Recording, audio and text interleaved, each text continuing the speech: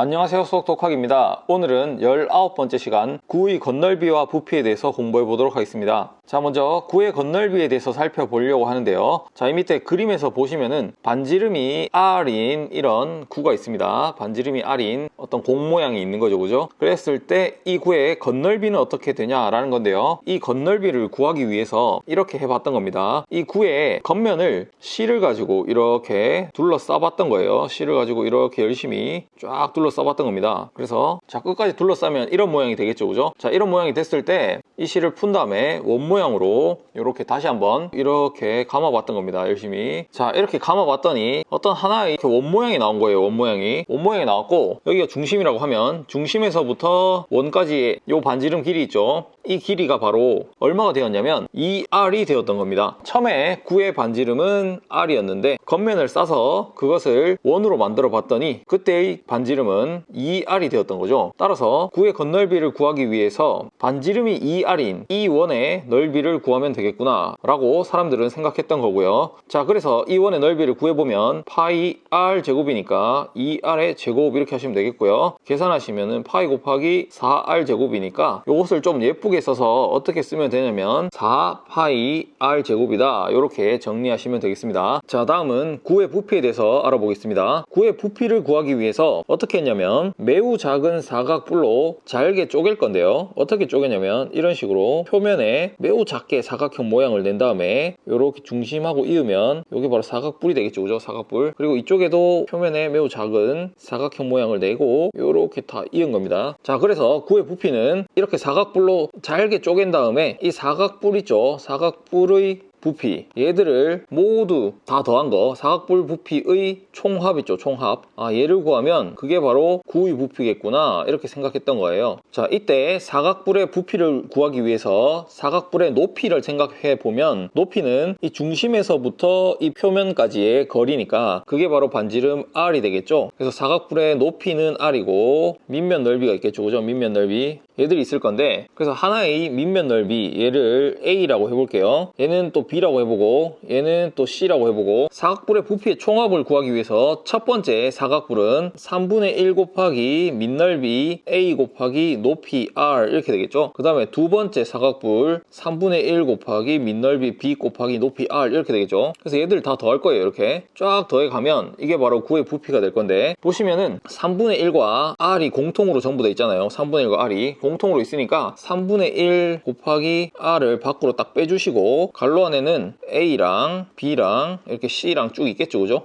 얘들을 쭉 더해주시면 이게 바로 구의 부피가 되는 식입니다. 자, 따라서 잘 살펴보시면, 자, A와 B와 C와 얘들을 쫙 더한 거는 구의 표면을 이렇게 사각형으로 다 자른 거니까 얘들을 모두 더하면 이게 바로 뭐가 됩니까? 구의 표면, 즉 구의 건널비가 되겠죠. 구의 건널비. 그 다음에 구의 건널비에다가 반지름이 곱해져 있고 앞에 3분의 1이 곱해져 있구나, 요렇게 생겼구나, 이렇게 파악했던 겁니다. 따라서 이 위에 식에 보시면 구의 건널비에다가 반지름 곱해져 있는 거에다가 앞에 3분의 1이 지금 더 있잖아요, 그죠? 그래서 여기 3분의 1이 곱해져 있다, 이렇게 생각하시면 되겠고요. 이 식을 정리해보면 3분의 1 곱하기 구의 건널비는 좀 전에 배웠던 4파이 R 제곱이었죠. 그 다음에 반지름 또 R이 또 곱해져 있습니다. 자, 따라서 구의 부피식은 3분의 4의 파이 R 세제곱이 된다. 그래서 구의 부피식은 3분의 4 파이 R 세제곱이다, 이렇게 외워주시면 된다는 겁니다. 자, 3분의 4 파이 R 세제곱, 이 공식을 조금 다르게 설명해 볼 수도 있는데요. 자, 이렇게 한번 설명해 보도록 하겠습니다. 자, 여기 반지름이 R인 구가 있고요. 이 구에 꽉 맞게 원기둥을 그려봤던 거예요. 자, 그랬을 때 자, 어떻게 했는 거냐면은 원기둥, 처음에 원기둥이 있었겠죠. 이 원기둥 안에 물을 꽉 채워 놓고요. 물을 꽉 채운 다음에 여기에다가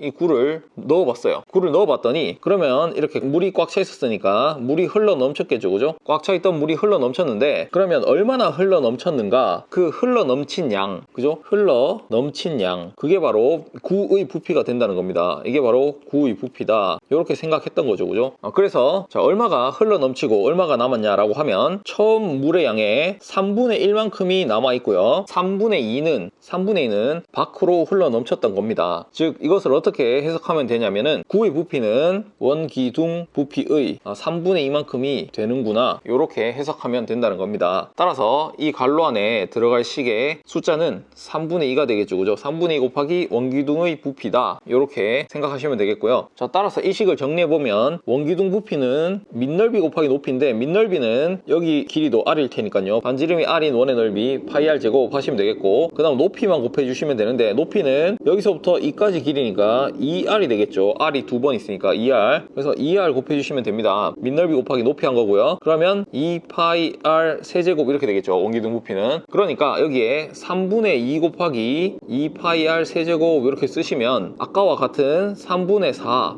파이 r 세제곱이다, 이러한 공식을 또 얻어볼 수 있겠죠, 그죠? 그래서 아까 전에 원기둥의 표면을 매우 작은 사각불로 다 잘라본 것이랑, 그 다음에 원기둥을 만들어서 거기에 물을 부어서 흘러 넘친 물의 양이 원기둥의 3분의 2였다 라는 것, 이런 두 설명으로 구의 부피가 3분의 4 파이 r 세제곱이다 라는 공식을 얻어봤으니까, 자, 이 공식을 외워주시고요. 외운 공식을 이용해서 문제를 풀어보시면 되겠습니다. 자, 다음은 원뿔 부피 대 구의 부피 대 원기둥의 부피가 어떻게 되냐라는 건데요. 자, 이게 무슨 말이냐면, 구의 부피는 방금 봤듯이 3분의 4 파이 r 세제곱이었고요. 원기둥 부피는 여기 있는 2 파이 r 세제곱이었죠. 그 다음에 원뿔은 뭐냐면, 밑면이 그대로 이 원이고 높이가 똑같이 2r인 이런 원뿔을 만들어 볼 수 있겠죠. 이런 원뿔. 자, 이런 식으로 원뿔을 안에 그려볼 수 있겠죠. 저 원뿔의 부피는 어떻게 되냐라는 건데, 저 원뿔의 부피는 3분의 1 곱하기 밑넓이 파이 r 제곱 곱하기 높이 2r 이렇게 되는 거죠. 그럼 이게 바로 3분의 2 파이 r 세제곱 이렇게 되겠죠. 자, 그래서 얘랑